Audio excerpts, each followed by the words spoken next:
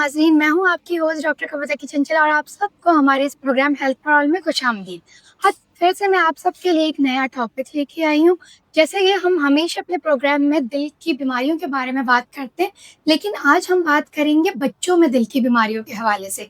हर हर साल हमारे मुल्क में तकरीबन 60,000 से ज़ायद जो बच्चे होते हैं वो दिल की बीमारियों के साथ पैदा होते हैं और कुछ बच्चों को पैदाइश के बाद भी दिल की बहुत सारी बीमारियाँ हो जाती है। तो इस मौज़ू पे बात करने के लिए आज हमारे साथ मौजूद है डॉक्टर आलिया एहसन साहिबा, जो कि पेशे के लिहाज से एक पीड्स कार्डियोलॉजिस्ट है और एक बहुत ही मशहूर हॉस्पिटल कराची में प्रैक्टिस भी करती है। अस्सलाम वालेकुम। वालेकुम अस्सलाम। Thank सबसे you so पहले much तो for having me here. Thank you for coming. अच्छा, आप सबसे पहले ये बताएँ कि ऐसी कौन-सी बच्चों में बीमारियाँ हैं दिल की जो बहुत ज़्यादा कॉमन है? बच्चों में ना दिल की बीमारियाँ बहुत ज़्यादा कॉमन हैं। वो तो आप मुझे कहेंगी तो मैं कहूँगी कि दिल में सुराख होना, लेकिन बच्चों में दिल की जो बीमारियाँ हैं मुख्तलिफ़ किस्म की होती हैं। कुछ पैदाइशी होती हैं, जो कि आपको जब बच्चा पेट में डेवलप हो रहा होता है उस वक़्त पता चल जाती है। हम फीटल इको करके मतलब देख सकते हैं। इसमें सुराख होना जब बच्चे पैदा होते हैं, नीलाहट होना या फिर करंट के मसले होना मीन्स हार्ट ब्लॉक हो जाना या करंट तेज़ होना, ये मसले होते हैं। कुछ में जो है बाद में इलामात पता चलती हैं, 40-50 साल तक होते नहीं, कुछ भी नहीं होता, फिर सडनली उनको प्रॉब्लम्स शुरू होती हैं, पता चलता है कि पैदाइशी था, पता ही नहीं चला। Even yesterday when I was मैं अपनी जब ओपीडी कर रही थी, तो टॉफ जो नीलाहट की मतलब बड़ी वो बीमारी है जो बचपन में ही पता चल जाती है, पैदाइश के वक़्त पता चल जाती है। वो 25 साल की औरत मेरे सामने बैठी हुई थी और कह रही थी कि मुझे पता ही नहीं चला। 3-4 बच्चे जो हैं वो मतलब कराची की रहने वाली, कोई रूरल एरिया की भी नहीं, किसी गाँव देहात की भी नहीं। तो वो कह रही है कि बच्चे अबॉर्ट हो गए, चीज़ें हो गई, फिर किसी ने कहा मतलब जबकि उसके नाखूनों से पता चल रहा है, चीज़ों से पता चल रहा है, तो ये बहुत बड़ी चीज़ है। सो बच्चों में मुख्तलिफ़ इलामात होते हैं, और लेकिन सबसे ज़्यादा कॉमन जो है आपकी अगर आप मुझसे पूछेंगे तो फिर दिल में सुराख होना, दैट्स द अच्छा, मोस्ट दिल कॉमन। में सुराख होना तो हम आम ज़बान में कहते हैं। तो जब हम कहते हैं दिल में सुराख है, तो वो क्या किसी मख़सूस जगह में सुराख होता है या बहुत मुख्तलिफ़ जगहों पे सुराख हो सकता है? अच्छा, हम पीच कार्डियो की बात करते हैं ना, पीच और एडल्ट कार्डियो में पहले तो मैं ये बताना चाहूँगी बहुत डिफ़रेंस है। क्योंकि अक्सर लोगों को लगता है कि बच्चों में दिल की जो मसले होते हैं वही होते हैं जो बड़ों में होते हैं, ऐसा कुछ नहीं है।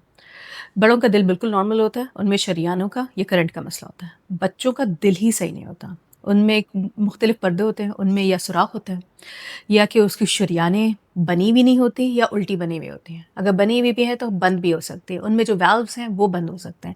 शरीयानें गलत जगह भी खुल सकती हैं। मतलब वो इतना कॉम्प्लेक्स होता है कि अनलेस आप उसमें स्पेशलाइज़ ना करें आपको नहीं समझ में आएगा। फिर उसके हीमोडायनामिक्स मीन्स उसका दिल पे असर, बॉडी पे असर, तो आपको उसको ऑप्शंस क्या देने हैं, उसके फिर से बेहतर कैसे करना है, क्या-क्या ऑप्शंस मिल सकते हैं। तो ये एक बिल्कुल डिफरेंट फ़ील्ड है। इसका बड़ों से कोई ताल्लुक नहीं है। अच्छा, ये जो बच्चों में दिल के सुराख होते हैं, इसकी वजह क्या है? हमारे यहाँ सबसे बड़ा प्रॉब्लम जो है ना, बजाय ऐसे कि मैं माँ-बाप या इनको ब्लेम करूँ, सबसे बड़ा प्रॉब्लम हमारा एशियन कल्चर कज़ है, ठीक है? Cousin marriages. Asian cousin marriages से ज़्यादा हमारी एशियन पॉपुलेशन में ही ज़्यादा है।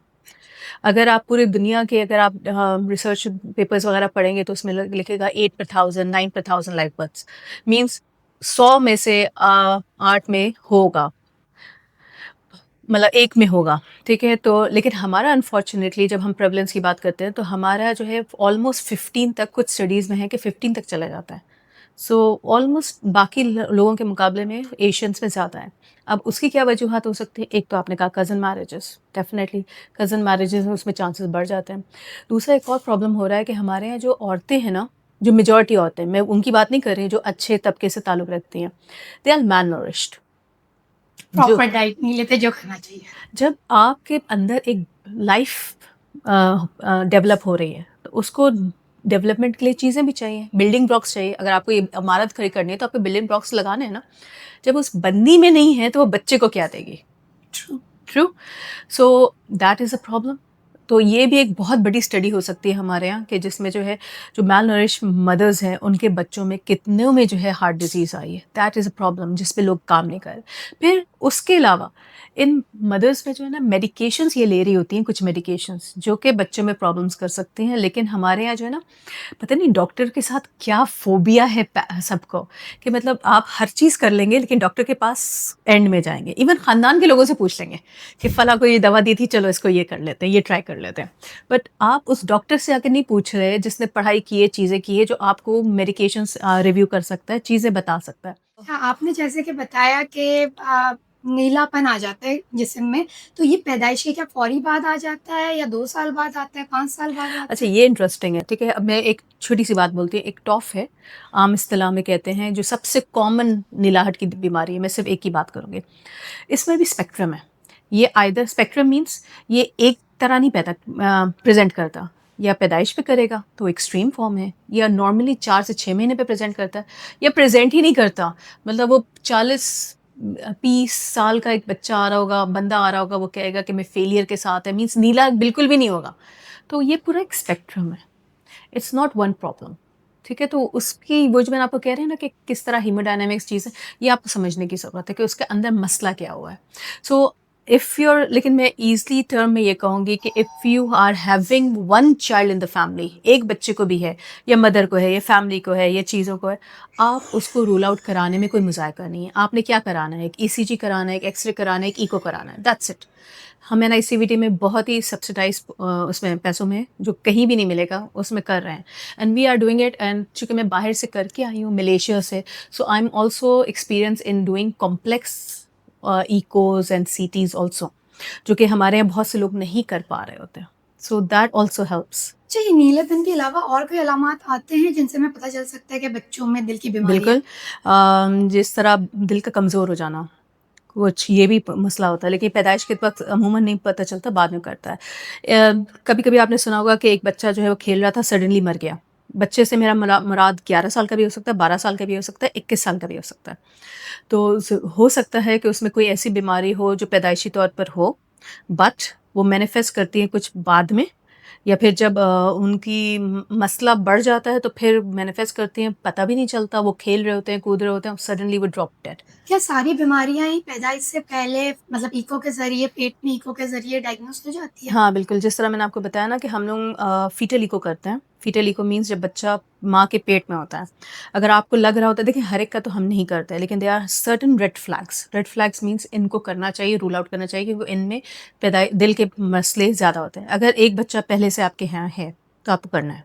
मदर डायबिटिक हैं, करना है। मदर हाइपरटेंसिव हैं, करना है। कुछ ऐसी मेडिकेशंस पे हैं जो कि करवा सकती हैं, लेकिन वो मदर के लिए ज़रूरी है, तब आपको करना है। देयर मल्टीपल फैक्टर्स, पूरा वो। तो उसमें हम लोग क्या करते हैं कि इको करके देखते हैं। उसमें हम बता सकते हैं कि सिर्फ़ ये नहीं बता सकते कि ये क्या स्ट्रक्चरल कोई प्रॉब्लम है। हम ये भी बता सकते हैं कि धड़कन का मसला है, दिल कमज़ोर है। ये सारी चीज़ें हम पैदाइश से पहले रूल आउट करते हैं। तो अगर कि हम डायग्नोज़ कर लेते हैं तो इसका इलाज क्या होता है? अच्छा, चलिए मैं आपको एग्ज़ाम्पल्स देती हूँ। एक एग्ज़ाम्पल देती हूँ। 1 महीने पहले, रमज़ान से पहले, आई हैड दीज़ मेरे पास इको आया था, फीटल इको आया था ऑफ ट्विन्स। सब वो था, मदर को हार्ट प्रॉब्लम थी, तो हमारे पास फीटल इकोज़ को हम रूल आउट करते हैं। मैंने दोनों का फीटल इको किया। One twin had already died, ठीक है? तो फिर मैंने उसका प्रीवियस इकोज़ मँगवाए, जिसमें बार-बार कह रहा था कि वायबल है, वायबल मीन्स ज़िंदा है। इकोज़ में कुछ भी नहीं लिखा हुआ था, बस उनको 2 नज़र आ गए। किस चीज़ पे नज़र आए, कुछ भी नहीं था। सही है, बच्चा डाइड, उसको कन्फर्म किया, चीज़ें की, फिर हमने दूसरा वाज़ अलाइव। अब वो इतना टाइम क्या कहते हैं कंस्ट्रेंट थी। आई गॉट द जिन्होंने ये प्रोग्राम स्टार्ट किया, डॉक्टर हना में, I called her up, she got the anesthesia involved, साथ में gynae. We took out the child in less than an hour. वो बच्चा ज़िंदा है, दूसरा वाक़ई मर गया था, वो कब से मरा हुआ पड़ा था किसी को भी नहीं पता था। इधर-उधर जगह-जगह इन लोगों ने इको और ये सेंटर्स खोले हुए हैं जिनको नहीं पता होता, और अगर हम टाइमली नहीं करते तो ना सिर्फ वो बच्चा दूसरा वाला जा सकता था, मदर की भी ज़िंदगी को ख़तरा था। तो ऐसा कौन-सा महीना है प्रेगनेंसी का जिसमें ये फीटल इको होना चाहिए? नॉर्मली जो है हम लोग एडवाइस करते हैं बिटवीन 18 टू 24 वीक्स, लेकिन हम लोग जो है, प्रॉब्लम ये है, हमारा सबसे बड़ा प्रॉब्लम जो है कि सबको पता नहीं है, तो मैं 34 वीक्स, 36 वीक्स किसी पे भी ले लेती हूँ। अर्ली का ये होता है कि अर्ली भी आप ले सकते हैं, लेकिन उसमें ये है कि बहुत सारी चीज़ें आपको नज़र नहीं आती हैं, या फिर आपके पास स्पेशल अल्ट्रासाउंड्स होने चाहिए, प्रोब्स फॉर दैट। अच्छा, अगर बच्चों में दिल की बीमारियाँ हों, सुराख हो, तो इसका क्या दवाइयों से भी इलाज हो सकता है या सर्जरी की तरफ ही हमें जाना पड़ता है हमेशा? यही बात है कि जब आप उसकी बात कर रहे हैं, this is a very good question, क्योंकि अक्सर पेरेंट्स मुझसे पूछते हैं क्या होता है। देखिए, सुराख कहना आसान है, सुराख के साथ करना क्या है, ये मुश्किल है। मेरे पास हर बंदा हर चीज़ भेज देगा। अब उसको डिसीज़न किसने करना है? मैंने करना है, because I am the expert in that. So उसकी साइज़ पे, उसके इफ़ेक्ट पे, बहुत चीज़ों पे डिपेंड करता है आपकी चीज़ें। मैं अभी बच्चा पैदा हुआ है, मैं एक पेरेंट को ये भी कहूँगी, मैं इसको फ़ॉलो अप करूँगी। मीन्स कुछ भी नहीं करूँगी। इको करके देखती रहूँगी वो कैसा चल रहा है। हाँ, बड़ा होगा, मैं उसी वक़्त पेरेंट्स को कह दूँगी सर्जरी ज़रूरत है, मेडिकेशन ज़रूरत है। डिवाइसेबल होगा तो हम डिवाइस भी लगा सकते हैं। उस वक़्त नहीं, जब भी होगा, जब कोई और बच्चा है। अगर नहीं डिवाइसेबल है, जिस तरह मेरे पास एक 6 साल का बच्चा आया था, उसकी अच्छा मुझे याद इसलिए था क्योंकि उसकी माँ जो है ना, एक तो मैं वापस आई तो फिर उसकी माँ मेरे पास इत्तेफ़ाक से किसी ने भेजा हुआ था। उसकी माँ मुझे मिली और उसने कहा कि हमें कभी पता ही नहीं चला। मैंने कहा हाँ, जबकि बहुत बड़ा साइज़ था। फिर मैंने उसको इको करके, टी करके देखा, डिवाइसेबल नहीं था। मैंने उसको सर्जरी करा ली, शी वाज़ सो हैप्पी। दुआएँ दे रही थी, चीज़ें दे रही थी, गिफ्ट्स दे मैंने कहा यार ज़रूरत नहीं है, हमारा काम है। सो हर एक की ना डिफरेंट वो होती है और फिर आपको पता कब चला? अनफॉर्च्युनेटली मैंने एक रिसर्च भी किया था एनआईसीवीडी में, जिसमें हमारे यहाँ डिलेड डायग्नोसिस बहुत ज़्यादा है। वो तो कॉमन है पाकिस्तान में। पाकिस्तान में इट वाज़, आपको यकीन नहीं आएगा, 70% डिलेड मीन्स जो चीज़ पैदाइशी तौर पे मौजूद है वो हमने डिले कर दी। फिर उसके ऑप्शंस, उसकी कॉम्प्लिकेशंस कितनी हैं, वो सब बहुत मसले आते हैं। जदीद दौर में इको के अलावा और कौन-कौन से टेस्ट है बच्चों में जो हम कर सकते हैं, दिल की बीमारियों से रिलेटेड? अगर आपने कहना है कि डायग्नोसिस करनी है कि आपको पता करना है, ईसीजी, एक्स-रे एंड इको, ये तीनों ये बस। तीनों मस्ट है।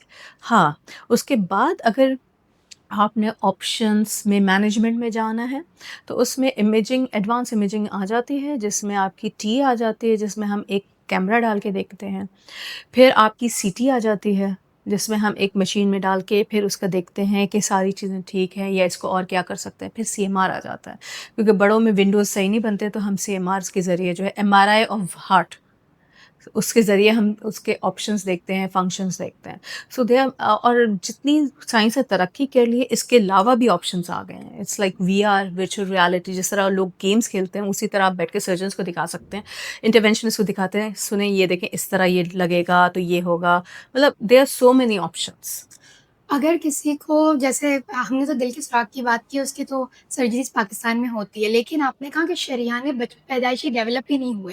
तो अगर ऐसे कोई पेशेंट है, तो क्या उसका इलाज सर्जरी के ज़रिए मुमकिन है? अगेन इट डिपेंड्स, कौन सी बनी हुई है, कितनी बनी हुई है, कहाँ बनी हुई है। जहाँ से मैं करके आई हूँ वहाँ ये ऑप्शंस देते थे। यहाँ भी पाकिस्तान में बहुत कम जगह लेकिन ऑप्शंस दे रहे हैं। वहाँ एक बच्चे को 5-5 दफ़ा भी खोलने में हेजिटेट नहीं करते थे। That's why they are the centre of excellence.